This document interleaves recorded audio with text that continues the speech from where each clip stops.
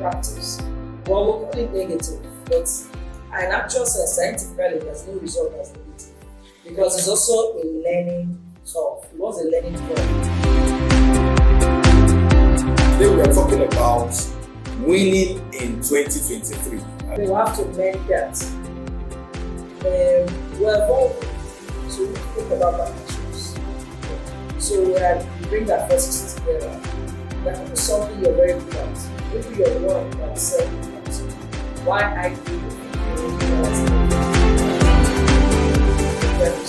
so we need to think about that. Stronger and better. That's what we have to do.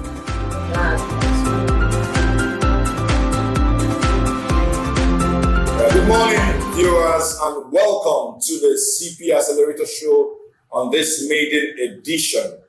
And as promised, it is going to be very impactful because of our choice of resource persons on this program. And I can assure you, you are going to be having the very best of the maiden edition of a program of this nature. No doubt, you would agree with me when I introduce the guest on the show today. She is no mean personality. She is no ordinary pharmacist. She is an extraordinary and perhaps a 20-star pharmacist. Don't ask me where I got that from. There is always a first time for any unique person. I'm talking about a one-time vice chairman of the Association of Community Pharmacists of Nigeria in Rivers State, a one-time public relations officer of the ACPN in Rivers State, the immediate past chairman of the ACPN in Rivers State, and one who has held so many positions in ACPN, and the immediate past national secretary of the Association of Lady Pharmacists. Join me as I welcome to the show today, pharmacist Agbomma Esom-Ibe FPSM, fellow of the Pharmaceutical Society of Nigeria, and fellow of so many societies in Nigeria, pharmaceutical societies in Nigeria. Welcome back. Good morning. Thank you. Good morning. Good morning, viewers. Welcome. It's an honor to be here, actually. Yes, we are more honored to have you kickstart this show. This is the first edition, and like we said, this show is meant to bring resource persons, people who are looked up to for various amazing things they do in the community pharmacy landscape. And the reason is simple. Have these people come and share their wealth of experience. There is somebody out there who is going to learn, whose practice is going to be better for it by virtue of one, two, or more things that are said on the show. And we are very privileged to have you in this maiden edition. It's a mother and son thing anyway, so let's get to meet you. For those who will be watching all over the world, because this is not for Rivers State alone, it's across the nation. And we're happy to have a national figure as well. So let's get to meet you. Okay, thank you so very much, Joe. Like I said, I'm honored to be here.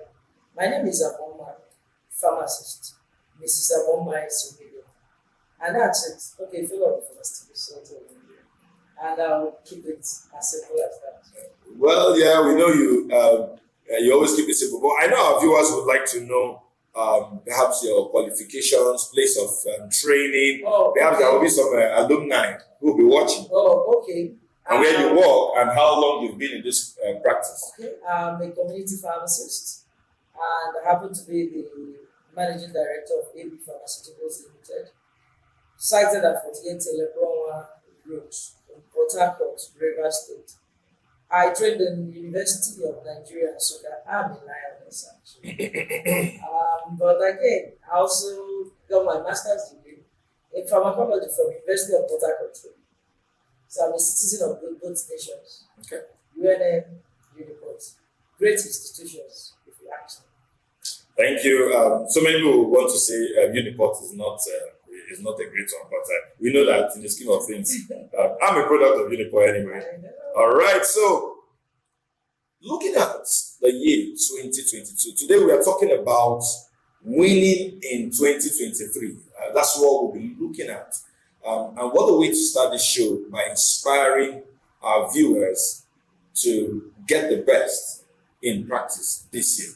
So looking at year 2022 from your own practice perspective, how was it? Okay, thank you, Joe. I would say that 2022 was more of a year of recovery post-COVID. We all know how much negative impact COVID had on the practice. Well, we'll call it negative, but in actual sense, scientifically, there's no result that's negative because it's also a learning curve. It was a learning curve for all of us, starting from the scarcity of products, drugs to put on the shelves or to satisfy the clients and the patients, and all that what we had to deal with during the COVID era, and people that were lost. It was a trying period. So 2021 was like reverse, trying to think about it, see if we can get it right, trying to think out of the box. Like they will say, don't even think out of the box, break the box and then just go ahead and think and sort it out. So I'll say 2022 was a little bit more stable than 2021. But it's not the promised land. It wasn't the promised land by any standards. Wow. Because there are inherent problems when it comes to practice, especially in the community pharmacy space. And those problems are still there. Wow. So I'm sure one of those problems you're talking about is the scarcity of products. Is it possible to say that, are we over that, or is that problem still there? No, we're not, because I'll basically commend companies like Agbomma Pharmaceuticals, an indigenous company that's starting an API factory in Nigeria, because companies had challenges. But for a long time, the Nigerian pharmaceutical space was like a car assembly space. We don't produce the APIs. So we import the APIs down to pharmaceutical grade starch, and then we come and compound. We're not like a compounding thing, so we don't produce the APIs. But that's what EMSO wants to do, because at some point, the countries you buy the APIs from, China, India, refuse to export to anybody, especially the essentials. They have to keep it in their own country to be able to help their citizens with the COVID pandemic. Okay, so it was difficult for companies here to survive. So EMSO is on the path of making history. If you have an API company in Nigeria, then we could smile because the API is always available. So you pick it up and do your manufacturing or your compounding, basically. So when you say API, what do you mean by that? Oh, sorry, active pharmaceutical ingredients. Like a tablet of paracetamol, which is the most common medication, I would say. That big tablet is not just paracetamol that it contains. It has the active pharmaceutical ingredient, which is the paracetamol powder, with the other excipients like the pharmaceutical grade starch, which will be the bulking agent, the gum arabic, to put all that together. So the paracetamol powder now in that paracetamol tablet is the active pharmaceutical ingredient. That's what I know by it. Yeah. Okay, great. So you talked about something that sounded scary. You talked about some countries refusing to export these APIs. Was it something that Nigeria was badly affected, or is Nigeria affected by countries that refuse to export? Yeah, definitely. Like I said, we're like a car assembly factory. We don't have these active pharmaceutical ingredients. Just like Peugeot Nigeria used to do. They buy all the motor parts and then put them. I think to put them together, that you have your vehicle. Okay. You don't manufacture from the scratch. And that is where the active pharmaceutical ingredients come in. If we couldn't get it, because majorly Nigeria was getting from India and from China. And China was seriously impacted by COVID, even India too. So they had to keep this in their country for their own citizens. So we're impacted seriously. There are still some drugs that are still not available now, post-COVID. You don't see them anymore. Companies folded out of the country with the economy. And if going into the economy will give me an early money headache, actually. Mm-hmm. So, but it hasn't been easy, and those problems are still there. That's why I say 2022 is more like a year of recovery Obviously, we're coming out of it gradually. And we're beginning to evolve to look at other ways to cope, like what Emzo Pharmaceutical is doing. Awesome. Okay, great. So that was about 2022. Now, looking at the new year, 2023, can we say there is any change? What can you forecast into the new year? Looking at the way things are going, is it going to get better? Is there any hope that things will get better?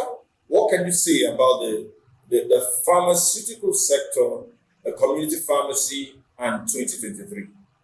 Okay, thank you. I don't want to wax spiritual because every new year, especially in Nigeria, we're all speaking positive. It's my year of recovery, it is my year of doing awesome things, my year of going from size 110 to kg to size 18 to size 12 and all that. I'm going to keep it real. I called 2022 year of recovery because a lot of things went into 2022 to prepare the community pharmacists for years going forward. What didn't we do well? What did 2020 teach us? Was basically what 2021, 2022 was all about.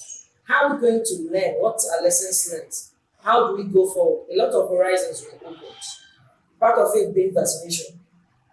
Trying to bring vaccination down to that level, the way it works outside the country, where you can take your flu shot in the community pharmacy outlet. So a lot of pharmacists were trained, ready to prevent vaccination. That's opening up the horizon. That's not boxing you up with dispensing or prescription editing and all that. So having been prepared, the next thing is to walk the talk. Exactly. Okay? So I want to believe that 2023, a lot of us will be walking that talk because we've learned so much. We've tried to get a lot of trainings, financial training and all that, apart from the pharmacy aspect of the trade, which is vaccination, financial education and all that. So I want to believe that 2023 will be a better year for the practice.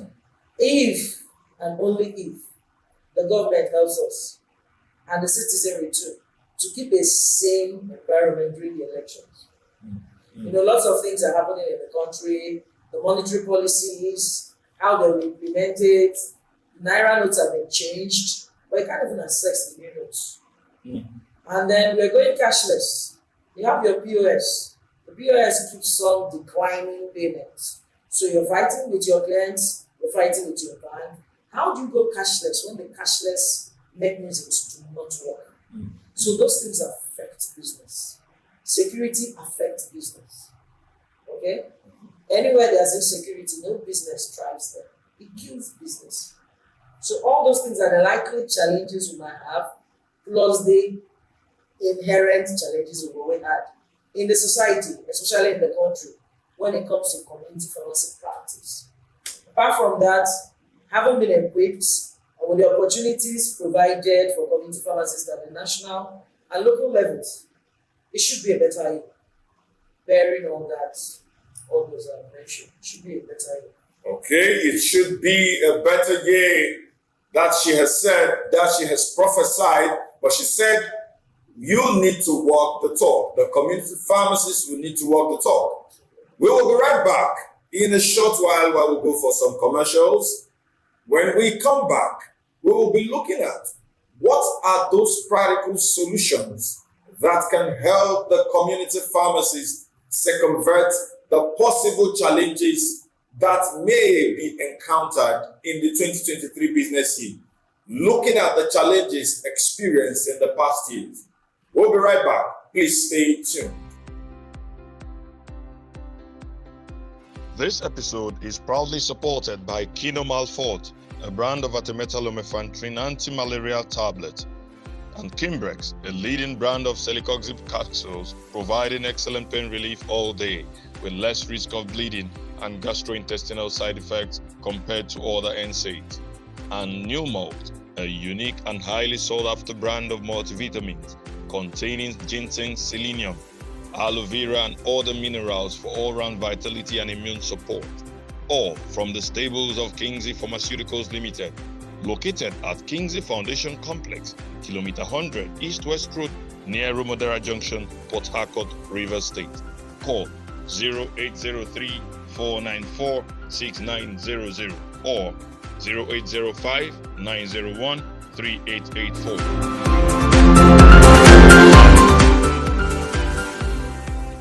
Right, welcome back, viewers, to the CP Accelerator Show. And just to remind you that we have been discussing with an Amazon of pharmacy, a woman of high dignity and integrity, probity, a woman, a resource person in the pharmacy landscape, pharmacist Mrs. Agbomma Esom-Ibe FPSN. And we were talking about the myriads of challenges facing the community pharmacists, especially in 2023, and how to circumvent. And I assured you that when we come back, we will be looking at the solutions. Of course, not forgetting the challenges and then blending them with the solutions. So, man, let's look at those major challenges the CP in Nigeria has encountered, be it in 2022 or as far back as you remember, that are still lingering. And now we have new year, like they say, new life. How can the pharmacist circumvent these challenges? What are the solutions that the pharmacist watching us, who is confused, who is just asking, how will this year be? What solutions can you recommend for the pharmacist? Thank you. I'm going to bunch all the questions, all the problems together. Some are from regulation, some are on us as practitioners. If you look at the pharma space, you see that we have a lot of tiny units. We love independence. All of us want to answer MD. And I think that's part of our problems. There are so many tiny units. So it's difficult for us to pool resources together.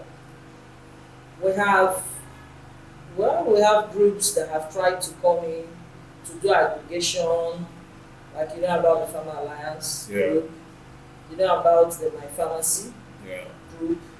Then we have those who want to help in logistics, mostly, and software management, like shelf life, and then M-Pharma. But it still hasn't solved that problem that there are so many smaller units. So, we can't, it's like this enough, if you want to go far, you run alone, but if you want to go fast, you run alone, but if you want to go far, you have to run together. I mean, we have to learn that. We're evolving, so we need to think about partnerships. So we bring our forces together. That could be something you're very good at. Maybe you're the one that will sell the pharmacy. Why I do the pharmacological aspect or the clinical aspect of the premises. So we need to think about that. Stronger and better. That's one thing I'm looking at too, or my advice. Again, there are lots of parks. The regulatory agencies have not been able to remove these parks from the system. The average Nigerian does not want to know how well educated you are, how knowledgeable you are. He walks into the pharmacy to buy medication. The first thing he's thinking of is price. Okay? So he has to interact with you to be able to know that, oh, you're the drug expert. And that is why I should buy it from here. Or because he has this trust. He's been there, all the medications he got from you are all genuine. If not, his first instinct will be to buy from a cheaper place. And those, most times, that sell cheaper are quacks, they're not pharmacists. So they don't have anything to lose. There's no license to be withdrawn anywhere. There's no integrity to lose.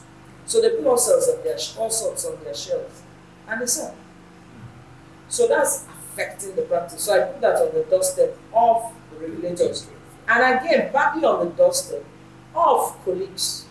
Because it takes a pharmacist to make an illegal place legit. The R&G syndrome. Okay? And then you can't walk into a household unless you're a member of the household. You walk into your house and see a stranger sitting in your sitting room. The member of the household opened the door, received him, and told him you will have a seat. Served him a bottle of beer. So for most illegal premises, behind every illegal premises, there is a pharmacist. So, except our colleagues make up their mind to stop R&G, we will eternally have this problem. It's not going anywhere. Again, one of the problems you have in the community pharma space is human resources. You can't take that away. Sure. One, getting qualified staff, apart from the pharmacist staff, even the support staff, it becomes a challenge sometimes. But you do what you do your bit. I think it's all part of experience you have as a business person, especially in our environment. We're all over the world, but I'll speak for where I know and believe that practiced. Funds is also a problem. But I know that most times when you go for business trainings, they'll tell you fund is not a problem, it's your records that's the problem. You can always access funds when you have your numbers at the tip of your fingers, when you keep your books. So proper bookkeeping is a no-brainer. It's something we must all practice. Because angel investors, or those ones that are doing part-time, or the banks, or the ones that want their money back, you all need to look at your records. Your books will tell them what to do. So should I invest in this business? Should I give this person funds? What is your daily turnover? Do you dip your fingers inside the till and use it to buy food, buy drink, buy baby food, and all that? So if you haven't learned bookkeeping, then you have a problem. Okay. Assessing funds also has been an issue. Sorry. Before you go to you continue with the assessing funds, talking about the bookkeeping, it doesn't look like what a pharmacist is taught in school. So how can a pharmacist be involved in bookkeeping? Okay, basically, for all I know from being a leader in pharmacy and interacting with pharmacists, the pharmacist is the most versatile professional anywhere in the world. Remember at some point when IT companies came in, the telephone companies, Globacom, MTN, pharmacists were like the biggest staff they had. I mean, they just went in there and took over the space. Okay? So pharmacists are very versatile. And bookkeeping, we're not talking about you doing your, how do they say, this record you use for filing for your taxes. No. We're talking about what did you sell? What's your expenses? Are you tracking your expenses? Are you tracking like the book, one of the books I started reading recently, courtesy of my pharmacy growth hub by Advantage Health. It will tell you profit first. You know, you can only spend from your profits. That's the right thing. You don't spend from your earnings. What is your profit? And then how much percent of your profit are you spending? Very important. Okay. So it's about keeping records. And then you and I know that in pharmacy, we always say whatever is not recorded, documented, wasn't done at all. That's true. So if you don't have those documents, you didn't even do business. That's what it means. What were my sales? Well, how much did I spend every month? How much did I buy drugs and all that? So then you calculate your gross profit and your net profit, because it's not the same thing. The net is after the taxes. So these are records we must have. Without those records, assessing fund is a problem. Again, even when those records are there, we'll still have this issue about assessing funds. At what rate, especially from the banks? It is very sad to know that the central bank for agriculture is about 7 to 8%. Confectionaries, 9%.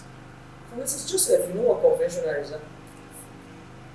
Not just food, snacks.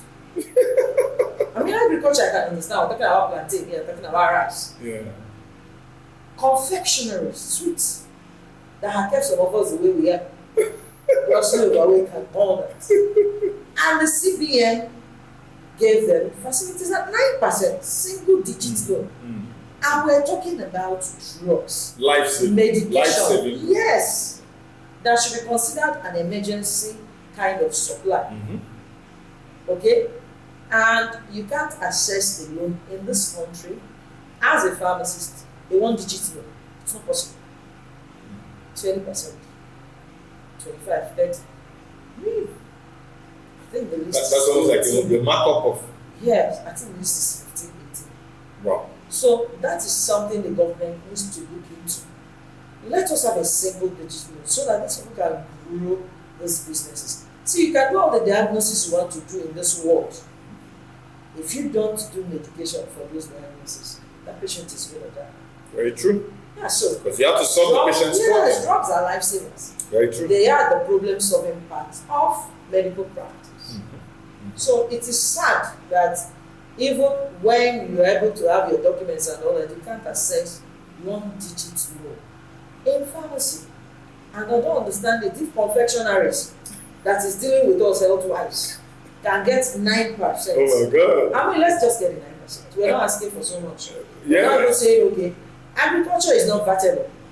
Drugs also are not vatable. So why don't we get the same thing agri gets? Okay? Yeah, because I mean, these things are all, it's simple. Yes. This is it's even the security, national security matter. So that's it. And then inadequate regulation has always been a problem. Okay. Sometimes, well, pharmacists complain that they are overregulated. I do not agree with that entirely because anything we're doing, I don't think I agree with that at all. But anything we're doing is we're doing well. You are a professional. You set the standards. You should live above board. Just do your bit. That's why I said most of our problems rest with also the regulatory agencies. So where regulation comes in, inadequate regulation comes in, is where, other people are allowed to run loose. I remember when pharmacists were having problems during the COVID and post-COVID. Yeah, also during the COVID with the FCCPC.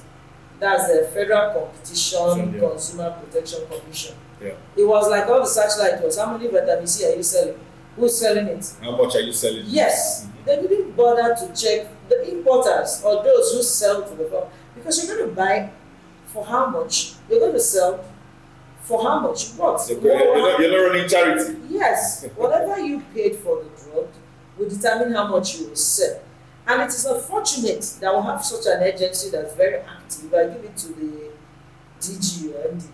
Yeah, who's also a lawyer. And people have to buy rice from 15,000 to 40,000. And FCCPC didn't do anything.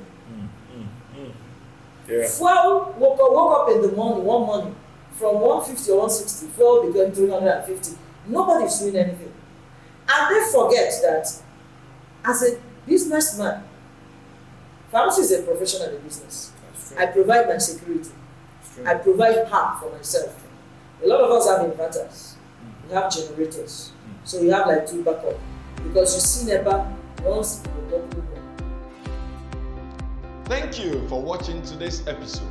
We hope you enjoyed it and you learned something great. If you did, please drop a comment on the comment section. And if you have any question, feel free to post it on the comment section. Our resource persons will be available to provide answers to your questions. Remember to contact us for any inquiry, sponsorship and advice via the contacts on your screen. Remember, until you take new and better actions, you will never see new and better results. Goodbye for now.